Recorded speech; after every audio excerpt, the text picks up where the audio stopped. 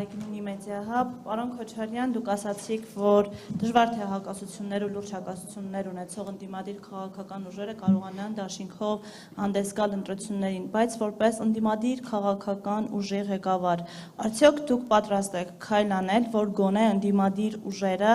իրար դեմ չպայքարեն, այսինքն դաշինք կազմելու խնդիր, եթե անգամ չկա, այս պահին տպավորություն է, որ ընդդիմությունը պայքարում է իրարից ձայներ տանելու ուղղությամբ, մի քաղաքական ուժը մյուսից թե ձայներ է տանում եւ թե դաշինքում ներգրավված անձինք են հայտնվում մի ուժից մյուս ուժի ցուցակում, այս պարագայում ոչ միայն քայլ չի արվում չկողմնորոշված մարդկանց դեպի ընդդիմություն բերելու կամ ԿՊ-ից ձայներ բերելու, այլ կարծես ընդդիմությունը ուղղակի այդ տոկոսային հարաբերակցությունը փորձում է իօգուտ իրեն տանել, այս առումով դուք որևէ քայլ անելու եք։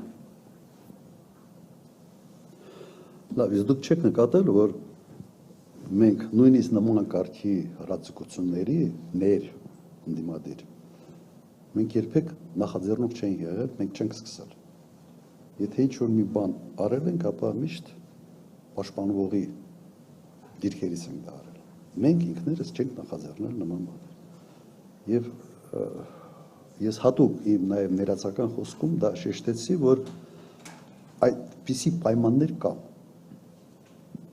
Եվ տվյալ դեպքում ես չեմ կարող խոսալ այլ քաղաքական ուժերի անունից, բայց կոնկրետ իմ անունից այո։ Մենք փորձում ենք այդ դաշտը ձևավորել։ Եթե հիշում եք, հիմա նույնիսկ մեր Իշխան Զաքարյանը, կներեք, Իշխան Սաղաթելյանը նախաձեռնություն է 5 կետից բերել եւ որով փորձում է բանակցել եւ գտնել տարբերակներ հենց այդ հարցը լուծելու համար։ Մենք փորձելու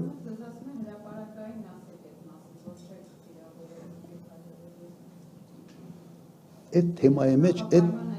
թեմայի մեջ ամենից ասեմ պասիվը ես եմ այդ թեմայի մեջ եւ երևի նկատել եք ամենից շատ հարձակումները ին վրա է կատարվում։ Ես հասկանում եմ նաեւ ինչի համար է սա կատարվում, բայց տվյալ դեպքում ձեր թեմայի զոհն եմ ես, ոչ թե ձեր թեմայի հերոսը, էլի, կամ զոհ կամ հերոս, չգիտեմ, ոնց ուզում եք մեկնաբանեք, միատել, այդ այսօր։ Հիմա սա է պատկերը։ Այո, պետք է փորձենք անել։ Չեմ կարծում, որ դա հնարավոր է 100%-անոց արդյունքի բերել, բայց շեշտակի մեղմացնել այդ երևույթը, այո, կարող ենք։ Այս ամենին այսինքն այլընտրանք կա ու դուք այդ այլընտրանքը Այո, մենք նաև ներսում ենք քննարկել։ Այո, մենք ներսում ենք նաև քննարկել ինչքան տվյալ դեպքում քիչ լինի, ասես ընդդիմադիր միավորների միջև հրաձգությունը, ասես փոխադարձ, այնքան լավ է լինելու ընդհանուր արդյունք։ Եվ մեր մոտ նաև գիտեք մի խնդիր կա ընտրությունների ժամանակ քաղաքական միավորները փորձում են ասենց կամ մտածում են, որ կարող են բոլոր շերտերից ինչ որ ձայներ կորցնել։ Դժվար է, դու պետք է հստակ քո էլեկտորատի բնութագիր ունենաս եւ հասկանաս, որ քո տեսակը, քո անցած ճանապարհը, քո ծրագրերը ավելի շատ էլեկտորատի որ զանգվածին կարող են հրապուրել։ Այդ դեպքում նաեւ ինստիտուցիոնալ ավելի մասնագիտական առումով հնարավոր է տարանջատել իրարից։ Մենք փորձում ենք նաև դա անել այսօր։ Ես հասկանում եմ, որ Նիկոլ Փաշինյան պաշտող մարդկանցից մենք մեկ ձայն չենք բերելու այստեղ։ Չի լինելու։ Եվ անիմաստ է աշխատել այդ հատվածի վրա։ Եվ այլ։ Հասկացաք, չի։ Նաև միավորում անդիմադիր դաշտը, գիտեք, այն հանգամանքը, որ իսկապես Նիկոլ Փաշինյանը ինչ է անում, ինքը համարեց, որ ինքը այն մարդն է, որը կարող է կապիտալ վերոնորոգում անել հայ ժողովրդին։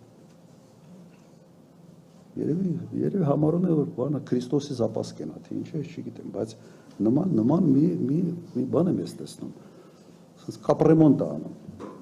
հայ ժողովրդին, էլ ինքնություն փոխենք, այս անենք, այն անենք եւ այլ։ Սա այն հարցն է, որը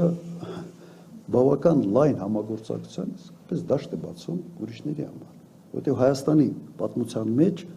ոչ մեկը, նորագույն պատմության մեջ, ոչ մեկը նման նախաձեռնություններով հանդես չի եկել։ Եվ չեմ կարծում, որ սա այս նախաձեռնությունը ժողովրդի աջակցություն ունի։ Հաստատ չունի։ Ես չեմ կարծում, որ պատմական Հայաստանը այսօրվա Հայաստանի շարունակությունն է, օրգանիկ շարունակությունն է, եւ փորձում ես կիսել, ստիպված իմ նմանները այսպիսի նկար են դնում։